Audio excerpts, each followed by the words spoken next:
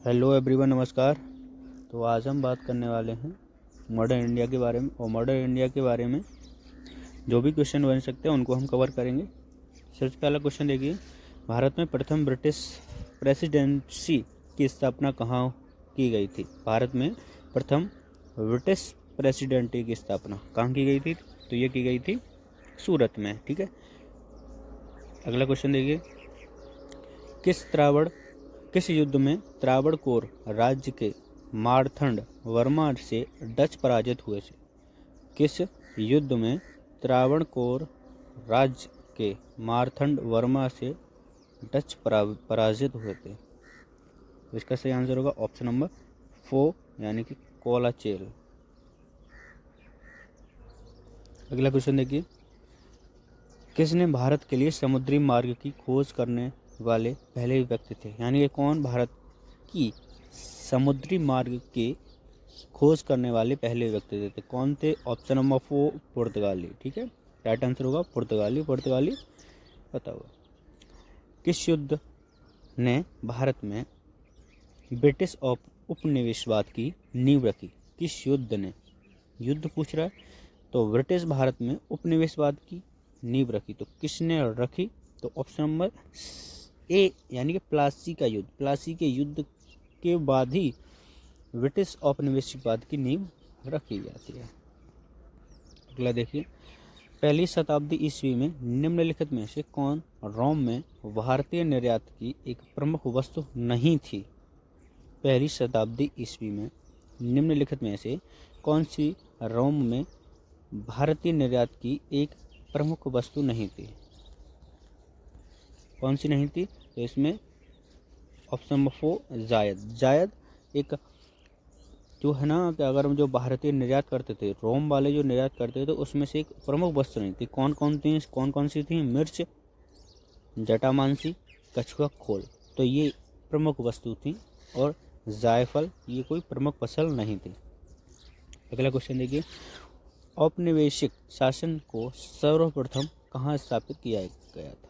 औपनिवेशिक शासन को सर्वप्रथम कहाँ स्थापित किया गया था? तो कहाँ स्थापित किया गया था?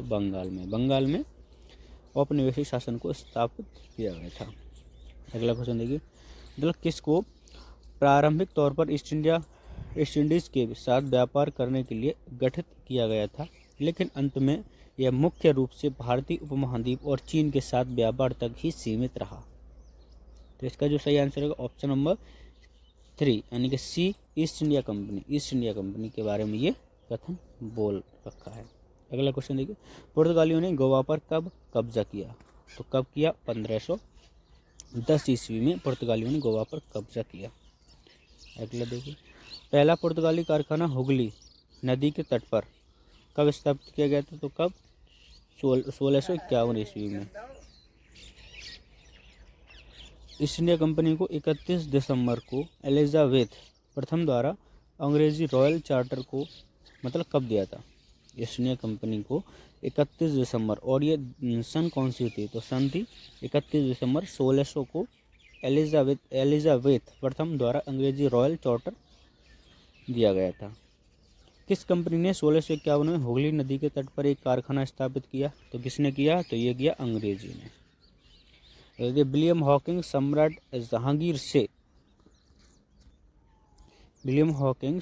जहांगीर से मतलब किस ईस्ट इंडिया कंपनी के प्रतिनिधि के रूप में मिले? किसके थे? तो किसके थे? ऑप्शन नंबर 1 यानी अंग्रेजी थे। ठीक, अंग्रेजी। कोर्ट सेंट लुइस, ये जो किला था जो भारत के पूर्वी तट पर पांडिचेरी में स्थित है, किसके? फोर्ट सेंट लुइस यानी किसके कब्जे में था? जो भारत के पूर्वी तट पर पांडिचेरी में स्थित था। तो किसके? फ्रांसीसी के पास फोर्ट सेंट लुइस था। अगला देखिए, ब्रिटिश ईस्ट इंडिया कंपनी ने किस वर्ष में फ्रांसीसी को से पांडिचेरी को ले लिया? पांडिचेरी जो फ्रांस के साथ पांडिचेरी था उससे ले लिया था ब्रिटिश ईस्ट इंडिया कंपनी ने। कब? तो ये लिए 1761 में ले लिया था। देखिए, चंदननगर को 1673 ईस्वी में फ्रांसीसी उपनिवेश के रूप में स्थापित किया गया था। बंगाल के तत्कालीन नवाब कौन थे? उनके बारे में पूछ रहे हैं कि हुगली नदी के दाहिने तट पर एक व्यापारिक चौकी स्थापित करने की अनुमति दी थी। किसने दी थी? तो किसने दी? तो ये दी थी इब्राहिम खान ने दी थी। इस बार देखिए 1498 में पुर्तगाली खोजकर्ता वास्को डी गामा ने, अब बताना कि किस जगह के लिए मार्ग की खोज की थी पुर्तगाली ने, तो भारत हो जाएगा उसका, ठीक है। चंदन नगर यानी कि चंदन नगर, कुछ भी गलत, 23 मार्च 1757 को ब्रिटिश और नौसेना द्वारा कब्जा कर लिया गया था। एक उपनिवेश था। किसका उपनिवेश था चंदन नगर? तो किसका था? फ्रेंच का था, ठीक। निम्नलिखित में से किस वर्ष में शाह आलम ने ईस्ट इंडिया कंपनी को बंगाल प्रांत की दीवानी यानी राजस्व एकत्र करने की जिम्मेदारी दी थी? तो कब? तो ये दी थी 1765 में। 1765 में शाह आलम ने ईस्ट इंडिया कंपनी को बंगाल प्रांत की दीवानी यानी राजस्व एकत्र करने की जिम्मेदारी दी थी। तो किस सन में पूछ रहा है कि ब्रिटिश सरकार ने इंग्लैंड में मुद्रित सूती वस्त्रों छीट के प्रयोग पर प्रतिबंध लगाने के लिए एक कानून बनाया। दिलचस्प बात यह है कि इस अधिनियम को कैलिको अधिनियम के रूप में जाना जाता है। बताइए किस सन में? तो ये था 1720 में। 1720 में ये अधिनियम कैलिको अधिनियम के नाम से जाना जाता है। ब्रिटिश ईस्ट इंडिया कंपनी की ओर से प्लासी युद्ध का नेतृत्व किसने किया था? किसने किया था? तो ये किया था रॉबर्ट क्लाइव ने। किस यूरोपीय कंपनी ने सबसे पहले भारत में व्यापारिक केंद्र स्थापित किया? तो किसने किया? तो ये किया पुर्तगाली ने। प्लासी के युद्ध में नवाब सिराजुद्दौला की हार एक मुख्य कारण था कि उनके एक कमांडर किसके नेतृत्व वाली सेना में लड़ाई नहीं लड़े। कौन था वो? तो ये था मीर जाफर। बेदरा का युद्ध ब्रिटिश सेना और डच सेना के बीच कब लड़ा गया था? तो ये लड़ा गया था 1759 में। मतलब किसके काल में मुगल सम्राट ने अपनी कंपनी को बंगाल के प्रांतों की दीवानी के रूप में नियुक्त किया था? डेट पूछ रहा है, तो ये है 1765 में।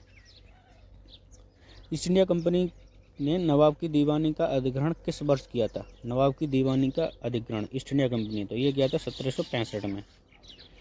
वुड डिस्पैच किससे संबंधित है? वुड डिस्पैच शिक्षा से संबंधित है। शिक्षा के क्षेत्र में वुड डिस्पैच लाया गया था। 2200 और 1900 वर्ष पूर्व भारत में निम्नलिखित में से कौन सा शहर एक तटीय बस्ती जहां दूर दूर के देश जहाज़ों द्वारा सामान उतारा जाता है? तो कौन? तो वो है जगह अरिकामेंडू। ईस्ट इंडिया कंपनी ने सेना के संबंध में निम्नलिखित कथनों को एक बार पढ़िए। ईस्ट इंडिया कंपनी की सेना के संबंध में बताने हैं आपको। नंबर 1, सवार क्या था? घोड़ा पर सवार पुरुष। मस्कट क्या था? पैदल सेना के सैनिकों द्वारा इस्तेमाल की जाने वाली भारी बंदूक। तो ये क्या था? ये 1 और 2 दोनों ही सही हैं, यानी कि सवार था, घोड़ों पर सवार पुरुष थे। मस्कट कैसे कहते थे? पैदल सेना में के सैनिकों द्वारा इस्तेमाल की जाने वाली एक भारी बंदूक। लगा पुलिकट जहाँ डचों का मुख्य केंद्र था, कहाँ पर स्थित है? तो पुलिकट है तमिलनाडु। भारत में फ्रेंच ईस्ट इंडिया कंपनी की स्थापना कब हुई? तो फ्रेंच ईस्ट इंडिया कंपनी की स्थापना 1664 में होती है। निम्नलिखित में से किसने वर्ष 1503 में भारत के पहले यूरोपीय किला बनवाया था? तो किसने बनवाया था? ये बनवाया था पुर्तगालियों ने। थॉमस रो मुगल सम्राट जहांगीर ने किस किले में मिला था? थॉमस रो मुगल सम्राट जहांगीर से किस किले में मिला था? तो वो मिला था अजमेर के किले में मिला था। निम्नलिखित यूरोपीय व्यापारियों कंपनियों के भारत में आगमन का सही कालानुक्रम क्या है? तो वो सही कालानुक्रम है, तो वो है ऑप्शन नंबर ए, यानी कि पुर्तगाली, डच, अंग्रेज, फ्रांसीसी। PDEF कहते हैं, मगर PDEF कर दो तो सही क्रम याद हो जाएगा। मराठों और बसई के पुर्तगालियों शासकों के बीच लड़े गए युद्ध को किस नाम से जाना जाता है? मराठों और बसई के पुर्तगालियों शासकों के बीच, मराठों और वसई, तो ये हो जाएगा ऑप्शन नंबर 1, यानी कि बेसिन का युद्ध। निम्नलिखित वक्तव्यों को पढ़कर सही विकल्प का चयन कीजिए। वो भी अंग्रेजों द्वारा औरंगजेब द्वारा जारी किए गए एक फरमान को स्वीकृत किया। ईस्ट इंडिया कंपनी को शुल्क मुक्त व्यापार का अधिकार, निजी व्यापारी को शुल्क मुक्त व्यापार का अधिकार।